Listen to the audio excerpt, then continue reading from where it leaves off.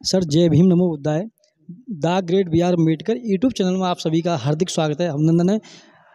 आप अपना शुभ नाम बताएं। और बाबा साहब अम्बेडकर ने हमारी बहुजन समाज ने पूरी भारत की महिलाएं और पुरुष सभी के लिए क्या क्या राइट दिया है, और हमारे जो जनरेशन नहीं, जो बाबा साहब को ना दिशा की ओर ना चलती हुए वो गलत दिशा की ओर जा रही है, या क्या कारण है, क्या संदेश है, और हमारे समाज के अंदर क्या दुर्दशा है, हमारे बाबा साहब को बहुत कम दिशा में जा।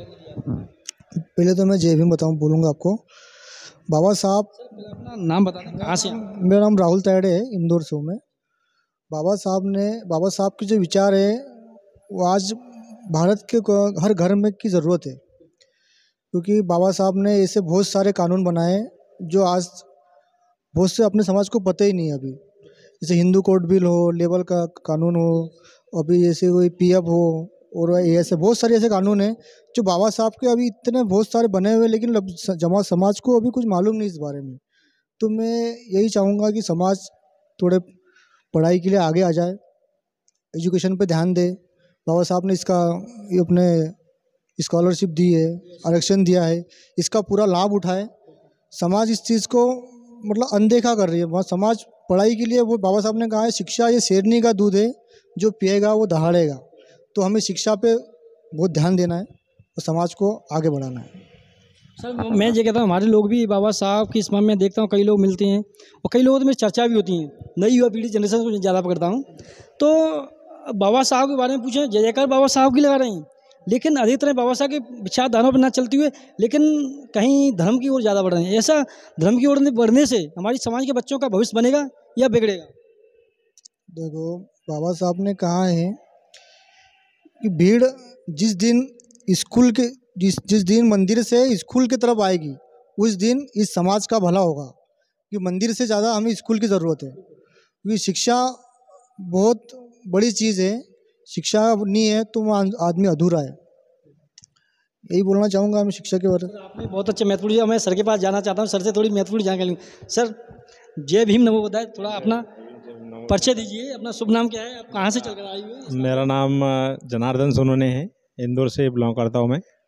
अभी हमने भी उसी के लिए आए थे, हम ये जो 13, 14, 15 हाँ संविधान बचाओ रैली, उसी के लिए आए थे। सर के लिए आए, सुनने के लिए आए सर के लिए।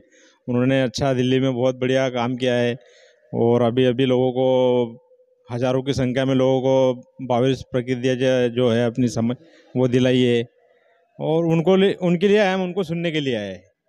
सर मैं अब थोड़ा आपसे और जानना चाहता हूँ, जो अभी 5 अक्टूबर 2022 को राजेंद्र पाल समाज कल्याण मंत्री राजेंद्र पाल गौतम जी ने 22 प्रतिज्ञा ली, तो पूरे देश में खलबली मच गई।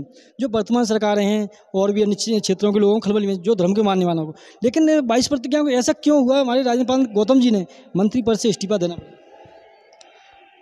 वो समाज कार्य करना चाहते हैं, उनको मंत्री पद से कोई लालच नहीं है।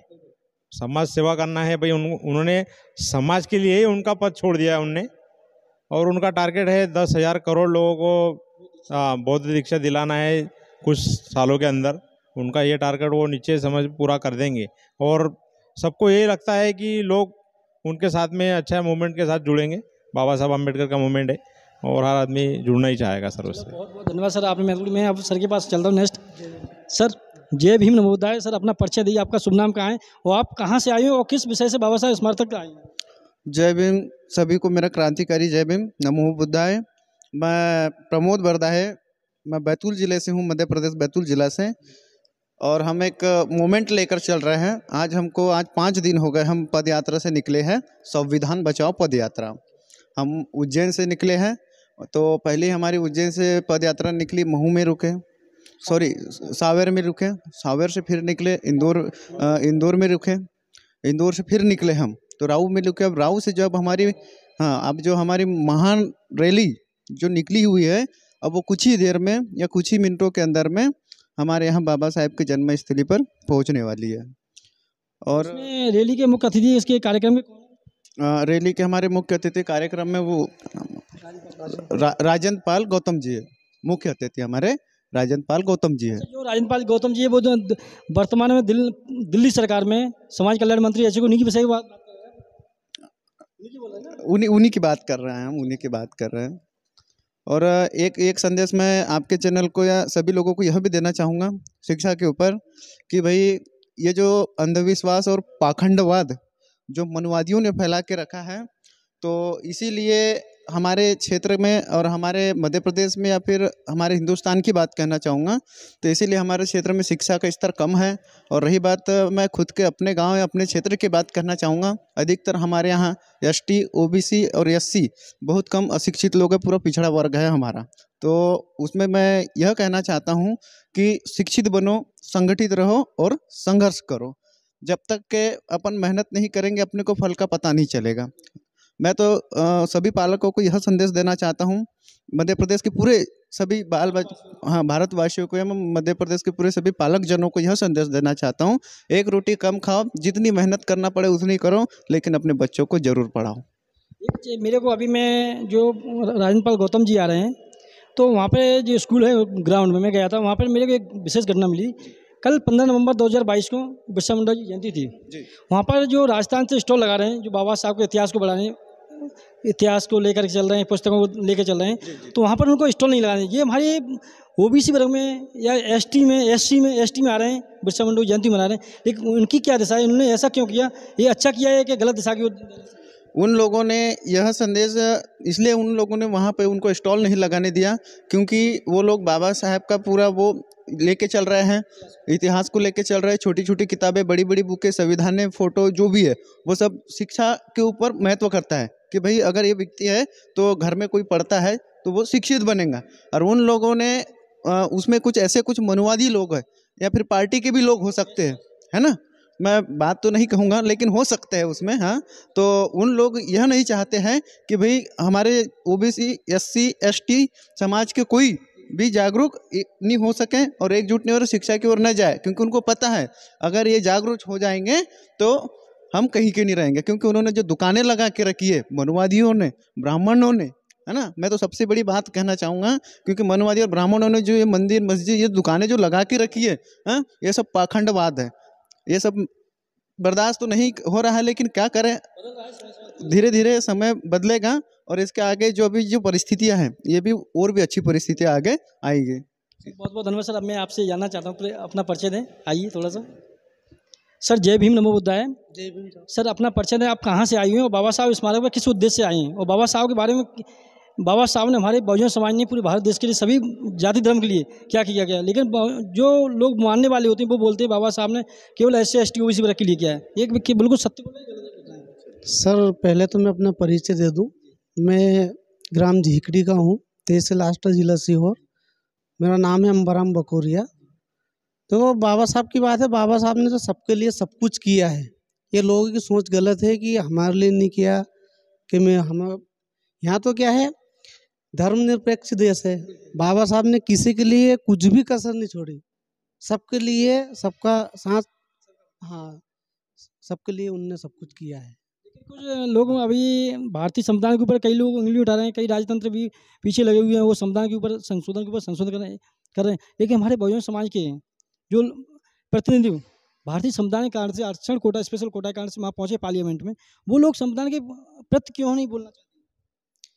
साहब ये तो उनकी भावनाएं हैं, जो व्यक्ति जैसा रहता है वैसी भावनाएं हैं, लेकिन भावना तो मैं ये जाना, जिस दिन संविधान चला गया उनकी, वो तो करोड़पति अरबपति बन चुके हैं, प्रतिनिधि बनने के बाद सदियों सदियों तक उनके बच्चों पेंशन मिलेंगे, उनको सारी फैसिलिटियाँ गवर्नमेंट की दर्ज है, रहने के लिए बंगला है, स्पेशल गार्ड फोर्स है, उसके बाद 4 पेंशन है, जितने भी बार चुनाव जीते हैं पेंशन मिलेंगे उनको, ठीक है। और उनके बच्चे स्पेशल स्कूलों में पढ़ रही हैं, वो चाहो तो बच्चे पढ़ने वाले विदेशों तक पहुँच गए।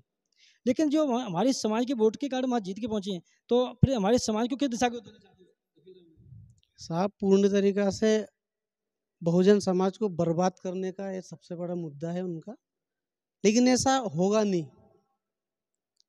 ऐसा होने नहीं देंगे हम। बहुजन समाज है, बहुत बड़ा हमारा समाज है, ऐसा तो होगा नहीं। दिख रहा है साहब, नजरिया दिख रहा है साहब। आप बोल रहे हैं, सभी लोग यही बोलते हैं हमारे 40% हम संविधान को छेड़छाड़ नहीं होने, लेकिन प्रतिदिन फिर भी संविधान के 26 से ऊपर संशोधन हो चुकी है, क्यों हो रहे हैं? हाँ कुछ तो कमियां हैं, लेकिन धीरे धीरे हो जाएगा सुधार इसका भी। ये हमारी तुम्हारी जो प्रतिनिधि पहुंचे सांसद में 131 से ऊपर कुछ ऊपर हैं, उनकी कमी हाँ, खास तौर से नेताओं की कमी से। नेता कौन चुन रहे हैं? हम ही चुन रहे हैं, लेकिन क्या करें, आपको धोखा अब कह नहीं सकते, उनके राजनीति है। जी सर बताइए। जी जी जी। हाँ सर। बाबा साहब ने कहा है, राजनीति लोगों ने अपने लोगों का इस्तेमाल नहीं करना चाहिए, अपन लोगों ने राजनीति का इस्तेमाल करना चाहिए। बाबा साहब राजनीति मतलब से दूर रहने के लिए कह रहे थे लोगों, समाज को। राजनीति बहुत बुरी चीज़ है, बाबा साहब ने पहले कहा था। सर आप कह रहे हैं ठीक, बाबा साहब अगर राजनीति दूर रखते तो स्पेशल कोटा नहीं देते प्रतिनिधि बना के, क्यों? सांसद इसलिए पहुंचा ना, हमारे लोग चुनकर पहुंचेंगे, समाज के हक अधिकार की बात करेंगे, हर समाज के लिए घर घर स्कूल, शिक्षाएं, स्वास्थ्य, रोजगार सबके लिए व्यवस्था कराएंगे, रोड ऐसा कि सबको उपलब्ध, ऐसे हमारे सांसद विधायक क्यों? वो ये सिस्टम बना हुआ है और ये लोग इसके विरोध में काम नहीं करना चाहते, क्योंकि सत्य अगर बताएंगे तो इनकी दाल रोटी कैसे चलेगी। हाँ? सच्चाई के लिए तो आप पब्लिक ही उनको दिखाएगी सच्चाई, तो जो आपने प्रतिनिधि चुना के भेज दिया पार्लियामेंट में, लेकिन पब्लिक तो उनको सही सबको सिखाई, पब्लिक क्यों नहीं बोल रही है? क्यों चप्पा दारू में, वोट बैंक, कपड़े पैसे में बिक रही है? तो इसके लिए तो समाज सुरक्षित होना जरूरी है, पढ़ना लिखना होगा। अभी तो 50 साल ही हुए, होगा धीरे धीरे होगा। 50 साल में सर एक 26 ऊपर संशोधन होगा धीरे धीरे, लोग बहुत आगे बढ़ रहे हैं अपने। और मैं शुभकामना देता हूँ मेरे समाज को कि बहुत जल्दी तरक्की करे और आगे बढ़े। धन्यवाद सर। आप कुछ बोलना चाहें साहब? बहुत बहुत धन्यवाद। जय भीम नवोदय सर, आपने बहुत अच्छा संदेश दिया समाज के लिए, एक बार जोर से बोल दीजिए। जय भीम। डॉक्टर बाबा साहब अम्बेडकर। जय सो। धन्यवाद साहब।